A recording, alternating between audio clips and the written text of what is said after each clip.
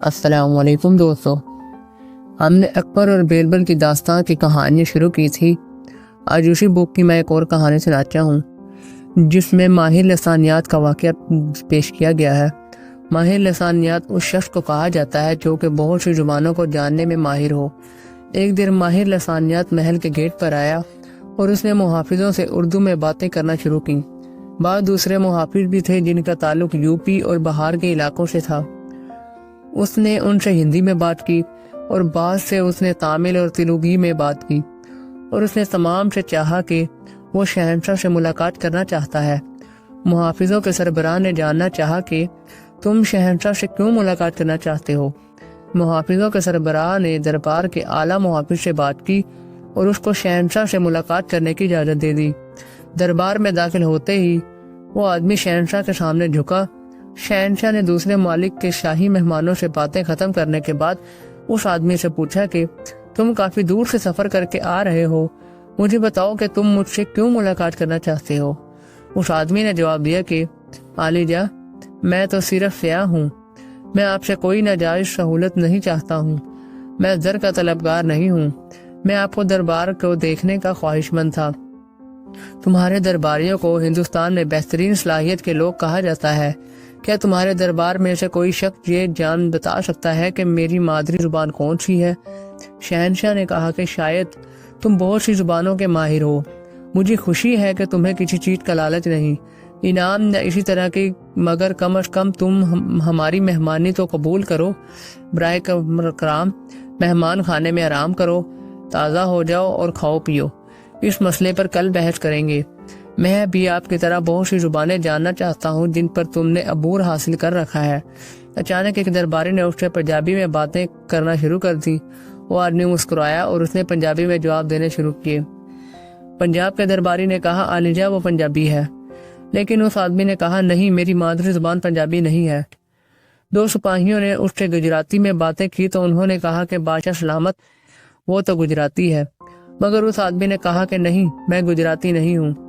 उस मुहाफिज ने जिन से गेट पर उससे बात की थी उसने कहा कि वो यूपी से ताल्लुक रखता है, मगर आदमी ने इनकार कर दिया कि उसका ताल्लुक यूपी से नहीं है। महल के दूसरे मुलाजमीन ने जिन्होंने पहले उससे उर्दू में बात की थी उन्होंने कहा कि इसकी मादरी जुबान उर्दू है, इसका ताल्लुक या दिल्ली से है या अलीगढ़ से। फिर उससे एक आदमी ने आसानी जुबान में बात की। मुझे यकीन है कि वो आसामी है, मगर उस आदमी ने कहा कि मैं ये अफशा नहीं करना चाहता कि मेरी मादरी जुबान कौन सी है। अगर इसका तुमसे दरियाफ्त करता हूँ तो आखिरकार तुमने जान लोगे कि मेरी मादरी जुबान कौन सी है। मैंने तुमसे गलत बयानी भी इस मामले में की है। तुम जुबानों का जानना मुझसे मजाक नहीं है। मैं अभी कहूँगा कि नहीं, तुम मुझसे बात कर सकते हो। मराठी जुबान में गुजराती, बंगाली, तेलुगी, मलयालम, कनाडम, कोकती, तलू, सिंधली या इसके अलावा जुबान में जो हमारे मुल्क के मुख्तलिफ खतों के लोग में बोली जाती है। अकबर ने कहा कि ये हम सब के लिए एक चैलेंज है और वो सब से ये चाहता है कि वो इस चैलेंज को मंजूर करे और उसकी मादरी जुबान तलाश करे और उसको साबित करे कि वाकई उसकी फलां जुबान है। बीरबल ने कहा कि आलिजा, मैं इसका ये दावा कबूल करता हूँ, मगर मुझे तुम्हारे साथ इत्तफाक है, उसको रात को आराम की जरूरत भी है, इसलिए उसको मेहमान खाने में ले जाया गया ताकि वो आराम हासिल करे। वो आदमी बहुत खुश था कि अकबर के दरबार में कोई शख्स था जिसने उसका दावा कबूल किया। आधी रात थी कि आदमी बिस्तर पर आराम की नींद कर रहा था। उसको मज़ेदार खाना दिया गया था जिसको उसने खूब खीर होकर खाया था। उसके कमरे में एक पुराना लैंप जल रहा था।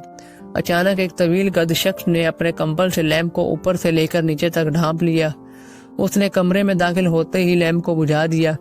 ये बड़ी तारीक रात थी, सिवाय आसमान पर खिड़की से बाहर सितारों के कुछ ना नजर आता था। एक पुरस्राज शख्सियत जो पंजों के बिल कमरे में दाखिल हुई, अपनी जेब से माचिस की तीली निकाली और इस सोए हुए आदमी के तंथनों की तरफ नरमी से दाखिल की। हा हा हा क्यों, वो खूबिदा आदमी अचानक उठ गया। बुलंद आवाज से छींकते हुए उसने देखा एक लंबा कंबल वाला जो कि उसके सामने खड़ा था।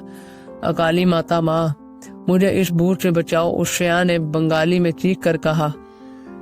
क्या बस तुम बंगाली हो? दराज कर शख्सियत ने पूछा।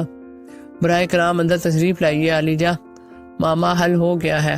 اس شخص کی حیرت کی انتہا نہ رہی کہ اس شخص نے دیکھا کہ شہنشاہ جس کے ساتھ درباری اور محافظ کمرے میں داخل ہو رہے ہیں اور اس آدمی نے جس نے اس کو خوفزدہ کیا تھا وہ بیربل ہی تھا۔ وہ تمام خوش اور مسکراتے دکھائی دے رہے تھے۔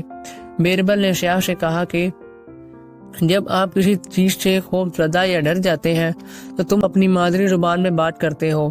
آپ نے بنگالی میں اپنے خدا سے دعا کی اور اب مجھے یقین ہے کہ تم بنگالی ہو۔